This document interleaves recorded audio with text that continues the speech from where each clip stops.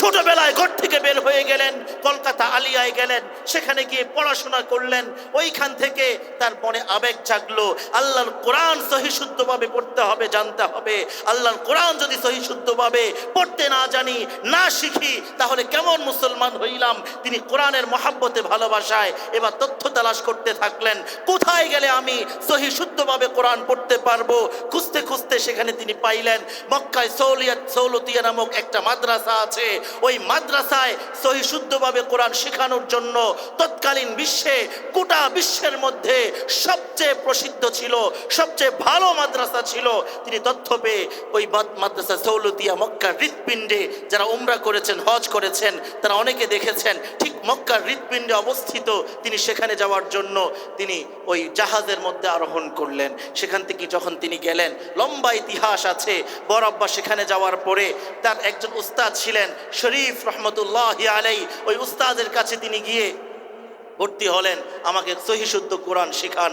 উস্তাদের কাছে ভর্তি হয়ে 6 বছর তিনি সহিশুদ্ধ কোরআন শেখার জন্য সেখানে মেহনত করেছেন। এরপরে আবার 6 বছর তিনি ওই মাদ্রাসায় পড়িয়েছেন। মাঝখানে অনেক অলৌকিক ঘটনা ঘটেছে।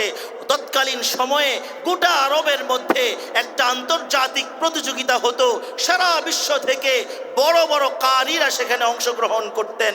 আমার বড় আব্বা বয়সও অল্প, এখনো ছাত্র, তিনি কিভাবে অংশগ্রহণ করবেন? তিনি তার উস্তাদের সাথে ওই প্রতিযোগিতায় উস্তাদ অংশগ্রহণ করবেন। উস্তাদকে বললেন আমাকেও সাথে নিয়ে যান। উস্তাদ বলল তুমি গিয়া কি করবা? সেখানে তো প্রতিযোগিতা দিব আমি, তুমি আমার ছাত্র, তুমি গিয়া কি করবা? বড় আব্বা বললেন হুজুর আপনি আমাকে সাথে নিয়ে যান, আমি তো অংশগ্রহণ করতে পারবো না, আপনি অংশগ্রহণ করবেন। আমি স্টেজের পিছনে দাঁড়ায়া দাঁড়ায়া একটু শুনবো কোরআনের মহাব্বত, কারিরা কিভাবে তিলাওয়াত করেন।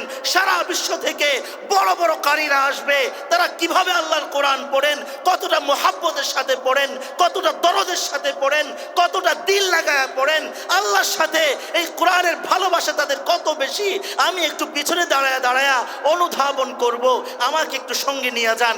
বড় আব্বা যখন দেখলেন, ওই হুজুর যখন দেখলেন অনেক বেশি পীড়াপিড়ি করছে, বললেন ঠিক আছে চলো, তুমি গিয়া দাঁড়ায় থাইকো, আমি আমার কাজ করব। বড় আব্বা হুজুরের সাথে আসলেন। গোটা বিশ্ব থেকে বড় বড় কারিরা আসলো, প্রতিযোগিতা শুরু হয়ে গেল। বাদশার নাম ছিল শরীফ। তিনি তখন প্রতিযোগিতায় যখন একের পর এক তিলাওয়াত করছিল, আমার বড় আব্বা স্টেজের পিছনে দাঁড়ায় দাঁড়ায়া ওই গুনগুনায়া তিনিও কারিদের সাথে পড়তেছিলেন। একজন নারী, যিনি নাকি কোনো অন্য জায়গা থেকে এসেছেন, এত সুন্দর তিলাওয়াত ছিল তৎকালীন বিশ্বে, যাকে সবাই সমীহ করতেন, যার তিলাওয়াত শোনার জন্য মানুষ দূর দূরান্ত থেকে দৌড়ে ছুটে আসতেন। ওই তিলাওয়াত কেউ নকল করতে পারতো না। আমার বড় আব্বা পিছনে দাঁড়ায়া দাঁড়ায়া যখন তিনি তিলাওয়াত করছিলেন, ওই পিছনে দাঁড়ায়া দাঁড়ায়া বড় আব্বা তার তিলাওয়াতকে গুনগুন করছিলেন। বাদশাহ মঞ্চে বসা, বাদশাহ বললেন আরে কিরে, এখান থেকে তিলাওয়াত হয়, মঞ্চের পিছন থেকে আবার তিলাওয়াত আসে, ওইটাকে ডাইকা নিয়ে আসো না। পিছনে গেল, গিয়ে দেখে একটা বালক পিছনে দাঁড়ায় দাঁড়ায় তিলাওয়াত করতেছে। বলল তোমাকে বাদশাহ যাওয়ার জন্য বলেছে। বড় আব্বা ভয় পেয়ে গেলেন, বাদশাহ আবার আমাকে এখানে এলাও কিনা, ঢুকার অনুমতি নাই, এমন কোনো বিষয় কিনা, ভয় পেয়ে গেলেন। তিনি আসলেন ভয়ে ভয়ে। আসার পরে বাদশাহ বলল তুমি তো তিলাওয়াত করছিলা গুনগুনায়া, তুমি পড়ো আজকে। আজকে সারা বিশ্ব থেকে যত কারিরা এসেছে সবাই তোমার তিলাওয়াত শুনবো, আমি বাদশাহ তোমার তিলাওয়াত শুনবো, তুমি তিলাওয়াত করবা, গোটা আরব আজকে তোমার তিলাওয়াত শুনবে, তুমি তিলাওয়াত করো। বড় আব্বা এসেছেন ছাত্র হয়ে, বড় আব্বা এসেছেন তার উস্তাদের সাথে, প্রতিযোগী হিসাবে আসেন নাই। ভিতরে তো ঢুকার মতো পারমিশন ছিল না, অনুমতি ছিল না। বাদশাহ যখন তাকে অনুমতি দিলেন, বড় আব্বা তার স্বভাবজাত তিলাওয়াত শুদ্ধভাবে এবং সুন্দর কণ্ঠে তিলাওয়াত করতে শুরু করলেন। বাদশাহ যখন বিমোহিত হয়ে বাদশাহ ঘোষণা করলেন আজকে এই যে বালক কারি ইব্রাহিম, যদিও সে আজকে এখানে প্রতিযোগী হিসাবে আসে নাই, আজকে যারা এখানে তিলাওয়াতের জন্য আমি রাষ্ট্রের অতিথি হয়ে এসেছে, এই বালকটা সেই অতিথি হিসাবে আসে নাই, কিন্তু এত সুন্দর তিলাওয়াত আমি বাদশাহ আজকে গোটা আরব এবং আজবের মধ্যে শ্রেষ্ঠ কারি হিসাবে এই বালকটাকে ঘোষণা করলাম, এই বালকটাকে ঘোষণা করলাম, এই বালকটাকে ঘোষণা করলাম। তার নাম হচ্ছে উজানির হযরত কারি ইব্রাহিম সাহেব রহমতুল্লাহি আলাইহি। ঠিক না বেটি? উজানির হযরত কারি ইব্রাহিম সাহেব রহমতুল্লাহি আলাইহি প্রতিযোগী হয়ে যান নাই, সেখানে গিয়েছেন উস্তাদের লেঞ্জাটা ধরে কোন রকম কোরআনের মহাব্বতে, কোরআনের ইশকে, কোরআন বুঝার জন্য, শিখার জন্য।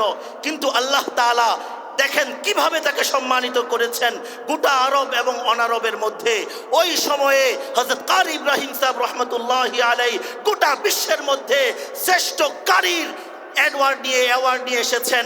শ্রেষ্ঠ কারির তিনি পুরস্কার নিয়ে সেখান থেকে তিনি পরে ফিরেছেন। আল্লাহ রাব্বুল আলামিন কোরআনের কারণে কি সম্মান তাকে দিয়েছিলেন। ভাইয়েরা আমার, সে কারি ইব্রাহিম সাহেব রহমতুল্লাহি আলাইহি দীর্ঘ সময় সেখানে ছিলেন। ওই যেই মাদ্রাসায় পড়েছেন সেখানে থেকে তিনি উস্তাদ হয়েছেন, সেখানে পড়িয়েছেন, সেখানে প্রথম বিয়েটাও করেছেন। এরপরে তিনি চিন্তা করলেন কোরআন তো শিখলাম, আমার দ্বীনের জন্য, আমার রবের জন্য, আমার আল্লাহকে পাওয়ার জন্য ঘর বাড়ি ছাড়লাম, কোথায় কলকাতায় গেলাম, কলকাতা থেকে মুম্বাই আসলাম, মুম্বাই থেকে আজকে আরবে আসলাম, কোরআনও শিখলাম, এখন আমার মাওলাকে পেতে হবে, মাওলাকে পাওয়ার জন্য কোথায় যাব। বড় আব্বা কারি ইব্রাহিম সাহেব রহমতুল্লাহি আলাইহি আবারও পেরেশান হলেন, বেচাইন হলেন, ইস্তেখারা করলেন। শব্দের মাধ্যমে তিনি সন্ধান পাইলেন গঙ্গুতে একজন বড় পীর আছেন যার নাম হচ্ছে রশিদ আহমদ গঙ্গুহি রহমতুল্লাহি আলাইহি, ফকিহুন নফস যাকে বলা হয়। তিনি তার কাছে আসলেন, এসে নিজের মনের হালত প্রকাশ করলেন, অবস্থা বললেন, নিজের শায়েখের কাছে বায়াত গ্রহণ করলেন। মাত্র 17 দিনে আরেকটা মতান্তরে এসেছে, মাত্র 22 দিনে তিনি ওই পীর সাহেব থেকে বায়াতের পরে খিলাফত পেয়ে তিনি সম্মানিত হয়েছেন। বলেন আলহামদুলিল্লাহ। কারি ইব্রাহিম সাহেব রহমতুল্লাহি আলাইহি কোরআন শিখে আসলেন। এবারে সে পীর সাহেবের হাতে ফকিহুন নফস রশিদ আহমদ গঙ্গুহি রহমতুল্লাহি আলাইহি হাতের হাতে বায়াত গ্রহণ করলেন এবং মাত্র 17 দিনে ইতিহাস থেকে পাওয়া যায়, তার জীবনী থেকে পাওয়া যায়, এত অল্প সময়ে রশিদ আহমদ গঙ্গুহি রহমতুল্লাহি আলাইহি থেকে আর কেউ খিলাফত পেয়েছেন এমন কোনো তথ্য ইতিহাসে পাওয়া যায় না। সবচেয়ে অল্প সময়ে আমার বড় আব্বা কারি ইব্রাহিম সাহেব রহমতুল্লাহি আলাইহি তার পীর সাহেব থেকে খিলাফত পেয়েছেন। এখান থেকে বোঝা যায় তিনি কত মাপের আল্লাহর ওলি ছিলেন, ঠিক না ঠিক? ভাইরা আমার, বড় আব্বার একটা ঘটনা শোনাই আপনাদেরকে মাঝখানে। মূল ঘটনা কিন্তু রয়ে গেছে, একটু পরে আসতেছি। বিরক্ত হচ্ছেন আপনারা? বড় আব্বা গঙ্গুহে যখন ছিলেন ওই অবস্থায় বড় আব্বা একদিন নামাজে দাঁড়াইলেন। এমত অবস্থায় যখন তিলাওয়াত করতেছিলেন জাহান্নামের আয়াত আসলে তিনি কেঁপে উঠতেন নামাজের মধ্যে, তিনি কাঁপতেছিলেন। পেছন থেকে রশিদ আহমদ গঙ্গুহি রহমতুল্লাহি আলাইহির এক ছেলে তিনি বললেন, এই মিয়া ইব্রাহিম, তুমি কিসের নামাজ পড়ো এগুলা? কিসের নামাজ পড়ো তুমি এগুলা? নামাজের মধ্যে তুমি কাঁপো কেন? কিসের নামাজ পড়ো তুমি মিয়া? বড় আব্বাকে ধমক দিলেন। এই ঘটনা আমার বড় আব্বার পীর রশিদ আহমদ গঙ্গুহি রহমতুল্লাহি আলাইহি তার কাছে এই ঘটনা গিয়েছে। রশিদ আহমদ গঙ্গুহি রহমতুল্লাহি আলাইহি যখন শুনলেন আমার ছেলে কারি ইব্রাহিম সাহেব রহমতুল্লাহি আলাইহিকে এই নামাজের মধ্যে হালতের জন্য, ওয়াজদে হালের জন্য ধমক দিয়েছে, তিনি ছেলেকে ডাকলেন, এদিকে আসো। জিজ্ঞেস করলেন কি হয়েছে বলো। তখন তিনি বললেন, কোত্থেকে আসছে বাঙালি, নামাজের মধ্যে এভাবে কাঁপে, নামাজের মধ্যে কি করে, এটা কি ধরনের নামাজ? তখন রশিদ আহমদ গঙ্গুহি রহমতুল্লাহি আলাইহি তার ছেলেকে ডেকে বললেন, বেটা,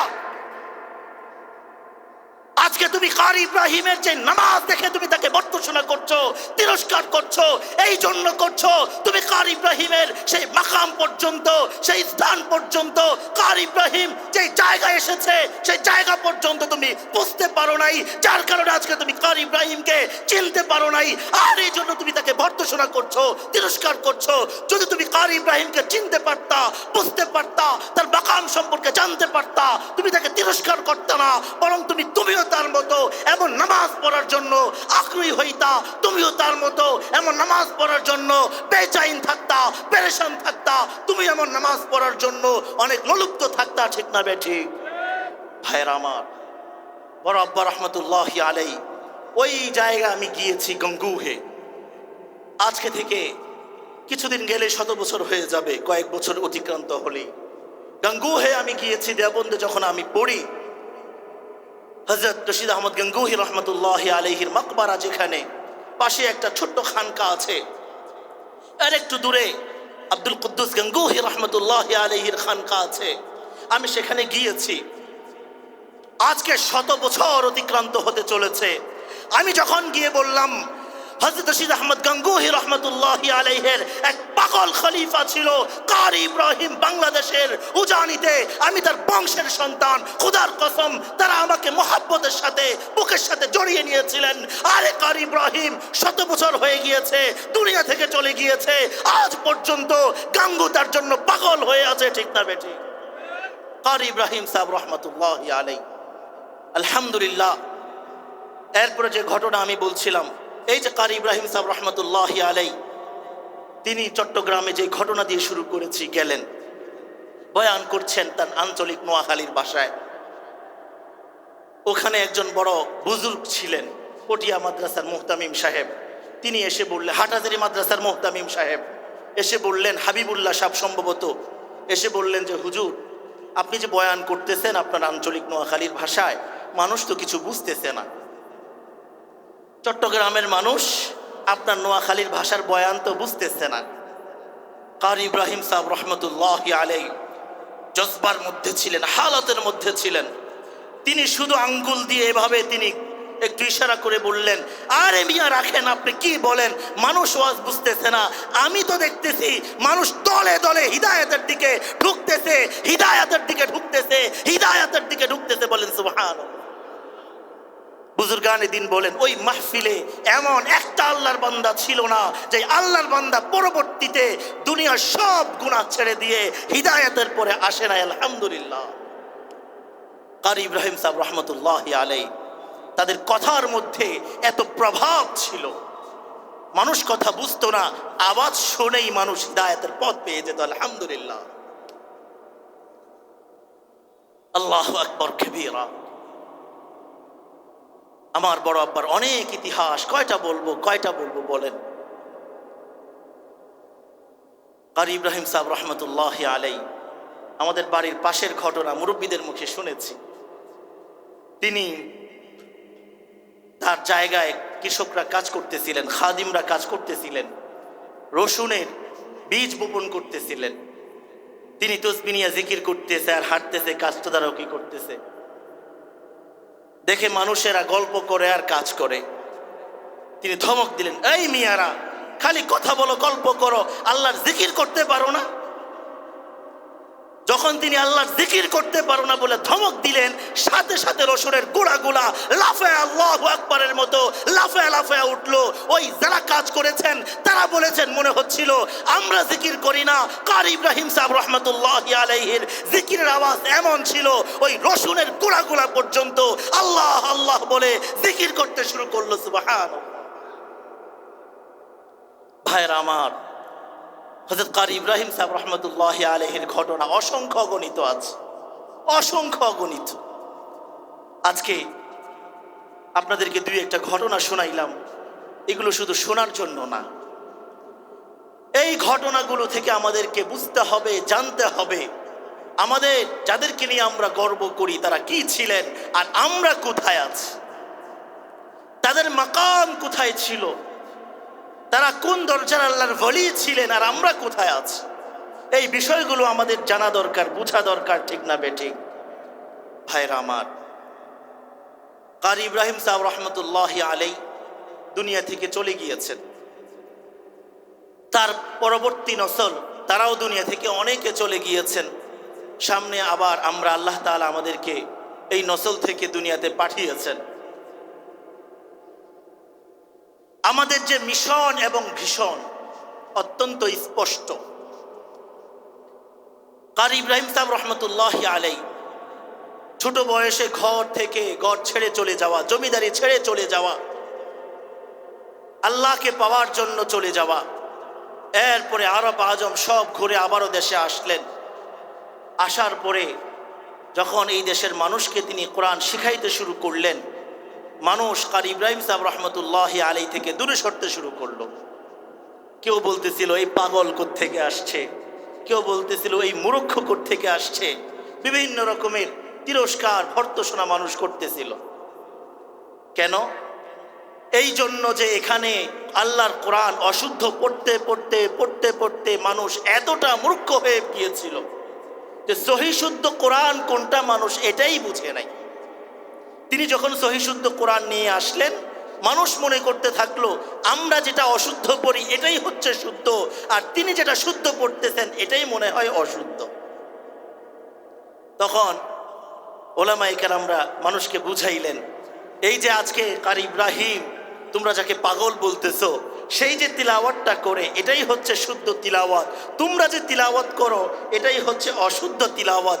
কারি ইব্রাহিম সাহেব রহমতুল্লাহি আলাই তিনি এভাবে মানুষের দুয়ারে দুয়ারে গিয়েছেন, মানুষের দ্বারে দ্বারে গিয়েছেন, মানুষের হাতে পায়ে ধরেছেন, নৌকা নিয়ে বের হয়েছেন, ঘোড়া নিয়ে বের হয়েছেন, হেঁটে পায়দল সফরের পর সফর করেছেন, এলাকার পর এলাকায় মানুষের দুয়ারে দুয়ারে গিয়েছেন শুধু সহিশুদ্ধ কোরআন শেখানোর জন্য, সহিশুদ্ধ কোরআন বোঝানোর জন্য। এভাবে মানুষকে তিনি হিদায়াতের পথে, কোরআনের পথে তিনি আহ্বান করেছেন। আলহামদুলিল্লাহ, এই যে তাদের কাজ এবং মিশন ছিল, পুরাটা মিশনের খোলাসা সারমর্ম কি আমরা অনেকে এই কথাটা বুঝতে চাই না। তাদের গোটা জীবনের মেহনতের সারমর্ম ছিল আল্লাহর জমিনে আল্লাহর দ্বীনকে প্রতিষ্ঠা করা। ঠিক না বেঠিক? জোরে বলতে হবে, ঠিক না বেঠিক? আল্লাহর জমিনে আল্লাহর দ্বীনকে প্রতিষ্ঠা করা, এটাই ছিল তাদের জীবনের একমাত্র মিশন এবং ভিশন। কারি ইব্রাহিম সাহেব রহমতুল্লাহি আলাই আল্লাহর জমিনে আল্লাহর দ্বীনকে প্রতিষ্ঠা করতে গিয়ে চাঁদপুরে জেল পর্যন্ত তিনি খেটেছেন, মামলা মোকদ্দমার সম্মুখীন হয়েছেন, মানুষ তার উপর আঘাত করেছে, মানুষ তাকে গালিগালাজ করেছে, মানুষ তাকে তিরস্কার করেছে, ভর্ৎসনা করেছে, কিন্তু তিনি দ্বীনের জন্য, আল্লাহর জন্য এক কদম পিছায়া যান নাই। দ্বীনের কাজ করতে গেলে অনেক রকমের প্রতিবন্ধকতা আসবে। রাসূলুল্লাহর জামানা এসেছে, সাহাবায়ে কেরামের জামানা এসেছে, পরবর্তীতে আমাদের উলামায়ে কেরাম বুজুর্গানে দ্বীনের জামানা এসেছে। এই জামানাতেও আসবে। আমাদেরকে দৃঢ় থাকতে হবে, সাবিত কদম থাকতে হবে, অটল থাকতে হবে, পিছনে হটা যাবে না। কুরআনুল কারীমের আয়াত একটা তিলাওয়াত করেছি আমি। আল্লাহ তাআলা বলেছেন, ইন্নাদ দীনা ইনদাল্লাহিল ইসলাম। আল্লাহ রাব্বুল আলামিন পৃথিবীতে ছোট কিংবা বড় সব মিলিয়ে প্রায় 4000-এর বেশি ধর্ম এই পৃথিবীতে এখনো পর্যন্ত বর্তমানে আছে। আল্লাহর জমিনে 4000-এর বেশি ছোট কিংবা বড় ধর্ম এখনো পর্যন্ত আছে। কয় হাজার? বলেন, সবাই বলেন, কয় হাজার? 4000-এর মতো ধর্ম এখনো আছে। তার মধ্যে বিখ্যাত 4টা ধর্ম আছে। একটা হচ্ছে যেই ধর্মের অনুসারী আমরা তথা ইসলাম, একটা হচ্ছে হিন্দু, আরেকটা বৌদ্ধ, আরেকটা খ্রিস্টান। এই 4টা বড় ধর্ম, ছোট ধর্ম যদি হিসাব করি 4000-এর বেশি। আল্লাহ রাব্বুল আলামিন বলছেন, এই যে অসংখ্য গণিত ধর্ম, আল্লাহ রাব্বুল আলামিনের কাছে কোন ধর্মটা সবচেয়ে বেশি গ্রহণযোগ্য, সবচেয়ে বেশি কাবিলে কবুল, সেটা হচ্ছে ইসলাম। কুরআনুল কারীমে তিনি বলেন, ইন্নাদ দীনা ইনদাল্লাহিল ইসলাম। আল্লাহ রাব্বুল আলামিনের কাছে একমাত্র মনোনীত ধর্ম হচ্ছে ইসলাম। আমরা সেই ইসলামের অনুসারী। আরেক আয়াতে আল্লাহ রাব্বুল আলামিন বলছেন, ইয়া আইয়ুহাল্লাযীনা আমানু দুখুলু ফিস-সিলমি কাফা। হে ঈমানদারেরা, তোমরা ইসলামের মধ্যে পরিপূর্ণভাবে প্রবেশ করো। আল্লাহ রাব্বুল আলামিন কুরআনুল কারীম আরেকটা আয়াতের মধ্যে বলছেন, আল ইয়াউমা আকমালতু লাকুম দীনাকুম ওয়া আতমামতু আলাইকুম নি'মাতি ওয়া রাদিতু লাকুমুল ইসলাম দীনা। আজকে আমি তোমাদের জন্য তোমাদের ধর্মকে পূর্ণ করে দিয়েছি, এবং যেই ধর্ম তোমাদের জন্য পূর্ণ করেছি এই ধর্ম আমি তোমাদের রব তোমাদের জন্য ধর্মকে নির্ধারণ করে আমি রব সন্তুষ্ট হয়ে গিয়েছি। এমন একটা ধর্ম আল্লাহ রাব্বুল আলামিন আমাদেরকে দান করেছেন। এই ধর্ম পেয়ে আমরা কি সন্তুষ্ট না বেজার? কথা বুঝতেছেন না বোধ হয়। এই ধর্ম পেয়ে আমরা সন্তুষ্ট না বেজার? জোরে বলতে হবে, সন্তুষ্ট না বেজার? কে কে সন্তুষ্ট? হাত দুটো দেখ। মাশাআল্লাহ, সবাই সন্তুষ্ট তো? আলহামদুলিল্লাহ। সন্তুষ্ট যদি হন, আল্লাহ তাআলা বলতেছে, ইয়া আইয়ুহাল্লাযীনা আমানু দুখুলু ফিস-সিলমি কাফা। হে আমার ঈমানদাররা, হে আমার মুমিন বান্দারা, তোমরা এই যে দ্বীন ও ইসলাম পেয়ে সন্তুষ্ট, এবার এই দ্বীন ও ইসলামের মধ্যে তোমরা পরিপূর্ণভাবে প্রবেশ করো। অর্ধেক প্রবেশ করবা, অর্ধেক বাহিরে থাকবা, এমন মুমিন মুসলমান আল্লাহ তাআলা চান না। তিনি এমন মুমিন মুসলমান চান যারা পরিপূর্ণভাবে দ্বীন ও ইসলামের মধ্যে প্রবেশ করবে।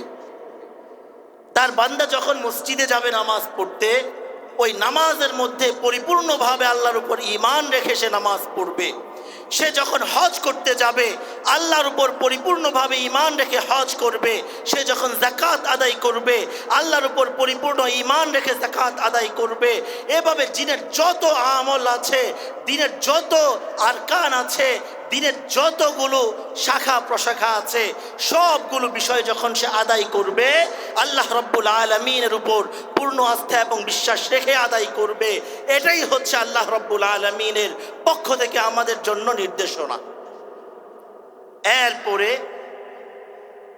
আল্লাহ রব্বুল আলামিনের পক্ষ থেকে এটাও নির্দেশনা, যখন আমি আমার ব্যক্তিগত জীবনে ইসলামের কোনো বিষয় আসবে, আমার ব্যক্তিগত জীবনে আমার ব্যবসা বাণিজ্য আছে, আমার ব্যক্তিগত জীবনে আমার বিয়ে শাদী আছে, আমার ব্যক্তিগত জীবনে আমার মানুষের সাথে কথা বলা আছে, মানুষের সাথে লেনদেন করা আছে, এই যে সবগুলো বিষয়, এগুলাতেও ইসলাম আছে না নাই? জোরে বলতে হবে, ইসলাম আছে না নাই? আপনার সামাজিক জীবনে ইসলাম আছে না নাই? আপনার পারিবারিক জীবনে ইসলাম আছে না নাই? আপনার রাষ্ট্রীয় জীবনে ইসলাম আছে না নাই? আপনারা কি দুর্বল মুমিন নাকি? মানুষ তো যা আছেন আলহামদুলিল্লাহ, যদি সবাই একটু শক্ত হন, বলেন রাজারগাঁও এলাকাটা কাঁপার জন্য আর কিছু লাগবে? আরে উহুদ বদরে মাত্র ৩১৩ জন সাহাবী, ১০০০ মুসাল্লাহ ফৌজ, ১০০০ অস্ত্র শস্ত্রে সজ্জিত কাফের বেঈমানদের বিরুদ্ধে মাত্র ৩১৩ জন যখন হুঙ্কার দিয়েছেন, ওই কাফের মুশরিক বেঈমানরা লেজ গুটিয়ে পালাতে বাধ্য হয়েছিল, ঠিক না বেঠিক? সেই মুমিন মুসলমান এখন নাই। আমরা সেই সাহাবায়ে কেরামের উত্তরসূরি কিনা? তাহলে তো ঝিমায়ে পড়ছেন কেন? ঘুমায় গেছেন? হ্যাঁ, আপনারা কারি ইব্রাহিম সাহেব রহমতুল্লাহ আলাইহির উত্তরসূরি হয়ে যদি ঘুমায়া যান, তাহলে বলেন দ্বীনকে জিন্দা করবে কারা দুনিয়াতে? ভাইয়েরা আমার, বলছিলাম আপনার ব্যক্তিগত জীবন, পারিবারিক জীবন, সামাজিক জীবন, রাষ্ট্রীয় জীবন, আপনার আন্তর্জাতিক জীবন, আপনার ব্যবসার জীবন, আপনার রাজনৈতিক জীবন, প্রত্যেকটা বিষয় ইসলাম আছে না নাই? এবার আপনাকে প্রত্যেকটা বিষয় ইসলাম মানতে হবে। যদি না মানেন, আল্লাহ তাআলা কোরআনে বলেছেন পরিপূর্ণভাবে ইসলামে প্রবেশ করো। আপনি যদি বলেন আমি অর্ধেক জীবনে ইসলাম মানলাম, আর অর্ধেক জীবনে আমি ইসলামকে ছেড়ে দিলাম, তাহলে কি আপনি পরিপূর্ণ মুমিন মুসলমান হতে পারলেন? জোরে বলতে হবে, পারলেন? পরিপূর্ণ মুমিন মুসলমান হওয়ার জন্য আপনাকে জীবনের প্রত্যেকটা শাখায়, জীবনের প্রত্যেকটা ক্ষেত্রে পরিপূর্ণ মুমিন, এদিকে লক্ষ্য করেন, প্রত্যেকটা ক্ষেত্রে পরিপূর্ণ মুমিন। কেউ মুরব্বীর এদিকে তাকান না, আহা, বলেন জীবনের প্রত্যেকটা ক্ষেত্রে পরিপূর্ণ মুমিন হতে হবে। বলেন প্রত্যেকটা ক্ষেত্রে মুমিন হতে হবে। অর্ধেক মানলেন, অর্ধেক ছেড়ে দিলেন, এটাকে পরিপূর্ণ মুমিন বলে না। আল্লাহ তাআলা সেটা কোরআনুল কারীমে নিষেধ করে দিয়েছেন। এই জন্য আমাদেরকে আমাদের জীবনের প্রত্যেকটা ক্ষেত্রে, রাজনৈতিক জীবনও ইসলামকে ফলো করতে হবে। রাজনৈতিক জীবনে ইসলাম কি উলামায়ে কেরাম থেকে জেনে নেবেন। রাজনৈতিক জীবন যদি ইসলাম অনুযায়ী না হয়, আল্লাহর কসম করে বলে যাই, ঠিক যেমনিভাবে আপনি নামাজ না পড়লে আল্লাহর দরবারে ফেসে যাবেন, রোজা না রাখলে আল্লাহর দরবারে ফেসে যাবেন, হজ ফরজ হওয়ার পরে হজ না করলে ফেসে যাবেন, ঠিক তেমনি ভাবে যদি আপনি রাজনৈতিক জীবনে ইসলাম না মানেন, তাহলে আপনি আল্লাহর দরবারে ফেসে যাবেন। কোনোভাবে আপনার জন্য বাঁচার কোনো সুযোগ। মানতে পারবেন তো ইনশাআল্লাহ? রাজনৈতিক জীবনে ইসলাম, আল্লাহর জমিনে আল্লাহর দ্বীনকে প্রতিষ্ঠা করা, এটাই হচ্ছে রাজনৈতিক ইসলাম। আগামীতে যদি আপনাদেরকে কেউ আল্লাহর জমিনে আল্লাহর দ্বীন প্রতিষ্ঠা করার জন্য আহ্বান করে, আবার যদি কেউ বিভিন্ন ন্যাশনালিজম, সেকুলারিজম, আরও মতবাদের দিকে আহ্বান করে, আপনি কি ইসলামের পক্ষে থাকবেন না ওই কুফরি মন্ত্রতন্ত্রের পক্ষে থাকবেন? কে কে ইসলামের পক্ষে থাকবেন? হাত উঠান। নারায়ে তাকবীর, নারায়ে তাকবীর। দিন ইসলাম, দিন ইসলাম, জিন্দাবাদ, জিন্দাবাদ। আমরা সবাই রাসূল সেনা, আমরা সবাই রাসূল সেনা, আমরা সবাই রাসূল সেনা, আমরা সবাই সাহাবী সেনা। হ্যাঁ, হতে পারবেন তো ইনশাআল্লাহ? রাসূল সেনা আর সাহাবী সেনা মুখে বললে হবে না, পরিচয় দিতে হবে আগামীতে কতটুকু আপনি রাসূলের সাহাবায়ে কেরামের সেনা হইতে পারলেন। যদি ইসলামের পক্ষে থাকেন তাহলে আপনি রাসূল সেনা, সাহাবায়ে কেরামের সেনা।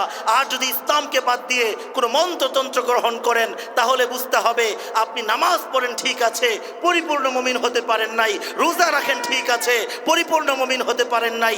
যাকাত দেন ঠিক আছে, পরিপূর্ণ মুমিন হতে পারেন নাই। নামাজ পড়ে যদি কপালে দাগও ফালায় দেন তাও পরিপূর্ণ মুসলমান হতে পারেন নাই। যদি আল্লাহর দিনকে আল্লাহর জমিনে আল্লাহর দিনকে প্রতিষ্ঠা করার মেহনত করতে না পারেন, সংগ্রাম করতে না পারেন, আগামীতে ইনশাআল্লাহ এই গোটা বাংলাদেশে ইসলামের পক্ষে, কোরআনের পক্ষে, ইসলামকে বিজয়ী করার জন্য ওলামায়ে কেরাম ঐক্যবদ্ধ হচ্ছে। আমার রাজারগাঁয়ের বাসীরা, আমার উজানি দ্বিতীয় আমার এলাকার ভাইয়েরা, আপনাদেরকে বলে যাচ্ছি, যদি ওলামায়ে কেরাম ডাক দেয় সব মন্ত্রতন্ত্র ভুলে গিয়ে ওলামায়ে কেরামের পক্ষে ঐক্যবদ্ধভাবে আমাদেরকে কাঁধে কাঁধ মিলিয়ে ঝাঁপিয়ে পড়তে হবে, ঝাঁপিয়ে পড়তে হবে, ঝাঁপিয়ে পড়তে হবে ইনশাআল্লাহ।